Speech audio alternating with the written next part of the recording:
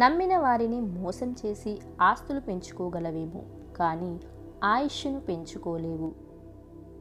ఎలా బ్రతకాలో ఎలా బ్రతకకూడదో తెలియాలంటే ప్రవచనాలే వినాల్సిన పని లేదు. మన జీవితంలో మనకు ఎదురైన అనుభవాలు చాలు. డబ్బు పనికిరాని జనాన్ని నీ చుట్టూ జమ చేస్తుంది. పేదరికం అసలైన మనుషుల్ని నీకు పరిచయం చేస్తుంది.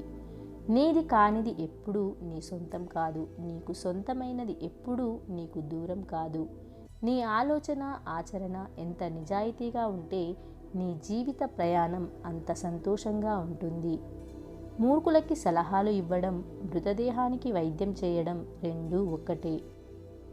గాజు వస్తువు ముక్కలవ్వడానికి ఒక్క రాయి చాలు, మనసు ముక్కలవ్వడానికి ఒక్క మాట చాలు. ఫ్రెండ్స్, ఈ వీడియో కనుక నచ్చినట్లయితే వెంటనే ఒక లైక్ చేయండి. మరెన్నో మంచి వీడియోస్ కోసం మన ఛానల్ని సబ్స్క్రైబ్ చేసుకోండి.